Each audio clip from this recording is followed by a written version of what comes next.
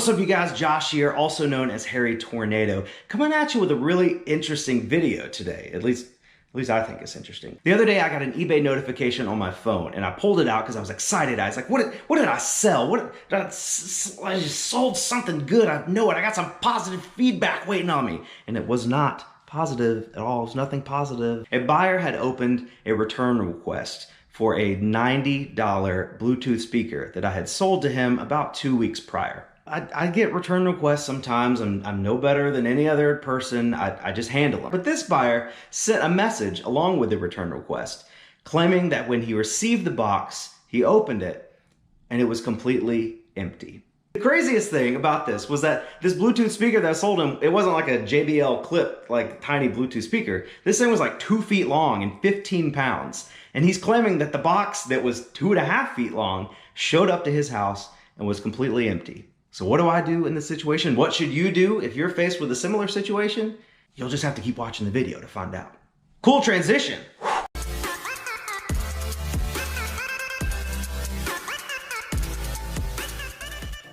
So yeah, this guy claimed that he bought this speaker from me, this huge, like I said, 2 foot long, 15-pound speaker, got the box in the mail, opened the box, and the only thing that was inside was the packing paper that I sent it in.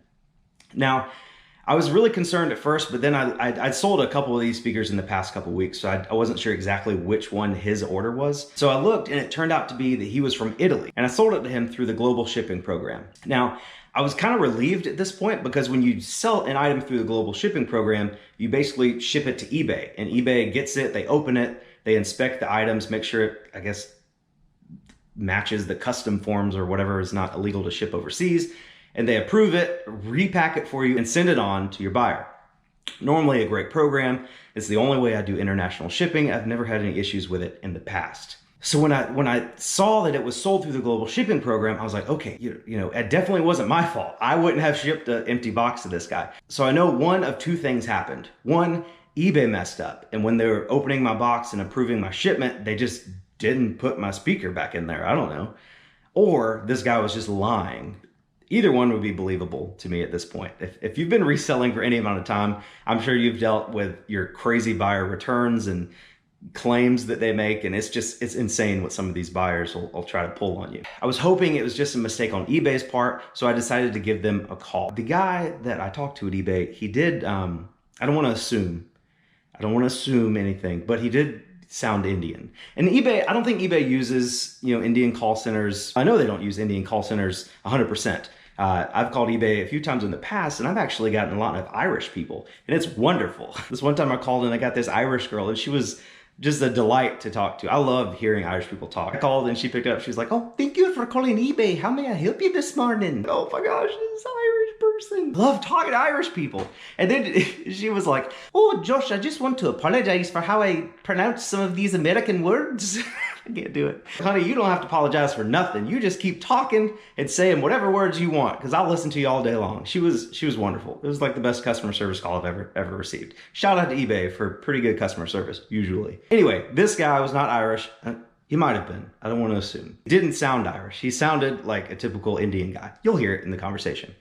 So anyway, I say that because I recorded the conversation. I wanted to get the way eBay was going to resolve this problem. I wanted to get that recorded because I feel like that would be pretty interesting content.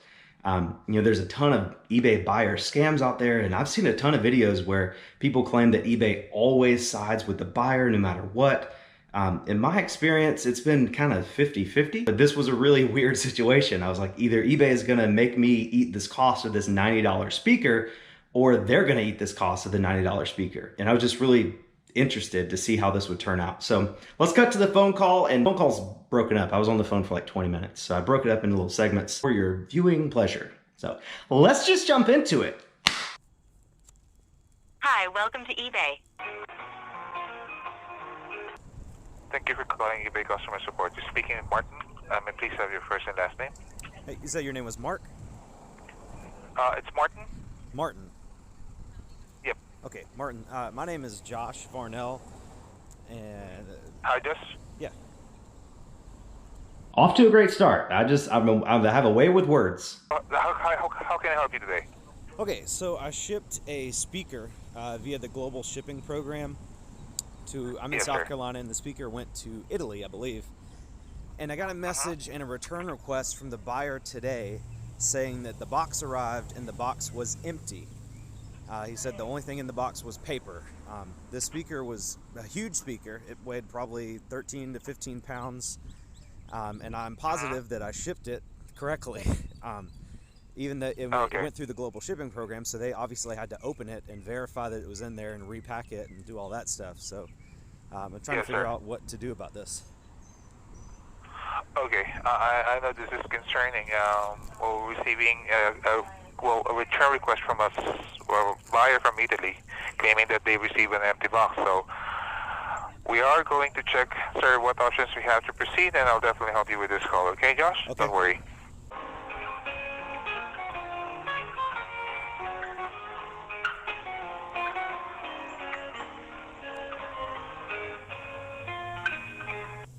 Art, is that him? Is he coming back? Talk.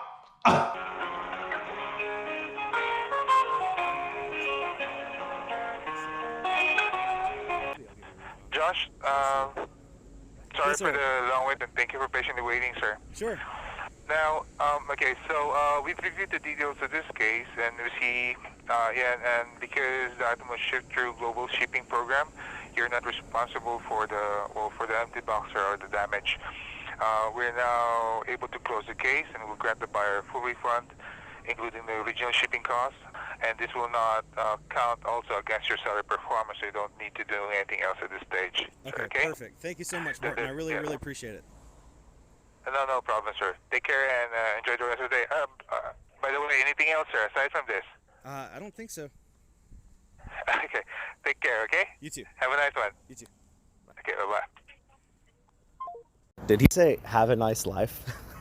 I like to picture like what was going on in this time that I was holding. Martin was giving the eBay global shipping guys a call. He was like, hey guys, did you leave a speaker out? The manager at the global shipping program is like, hey Jared, I ordered the other week with the speaker. Did you put a speaker back in there? The global shipping headquarters of eBay is in Kentucky, so I'm assuming that that's how everybody sounds there. Jerry's like, speaker, I ain't seen no speaker. I don't know what y'all talk about. Then his boss is like, you ain't got no speaker. What's that right there? Oh, this thing right here? This is a speaker.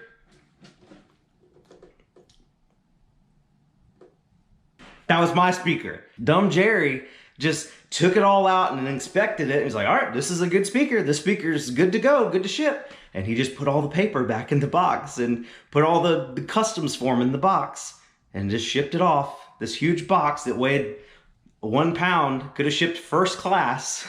Anyway, eBay refunded the buyer. I didn't have to refund him. The buyer left positive feedback, actually. The one thing to take away from this is anytime something like this happens, even though I knew it wasn't my fault, I still didn't message the buyers like, oh, this isn't my fault.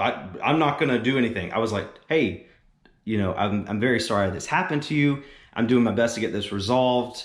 I'm gonna contact eBay and see what they have to say about this. Please stand by. Please, you know, let me figure this out before you leave any feedback. And he was totally fine with it. Didn't complain. He was like, yeah, I understand. It's a crazy situation. I'm not blaming you. So he was a really cool buyer. Martin at eBay, he was cool. He helped. So all in all, the situation got resolved. But it can be really scary when stuff like that happens, especially with a relatively high dollar item like a $90 speaker. So anyway, thank you guys so much for watching. I really appreciate your time. If you enjoyed the video at all, leave a comment down below, smash the like button. All those interactive things with the video helps it gain traction with YouTube, and YouTube is more likely to promote it to other people. And that's the only way that small YouTube channels like myself can grow. That being said, I'm only 740 subscribers away from 1,000, so with your help, I can do it. I can get there. Thank you guys again so much. You're the best, and I don't have a good outro for this video.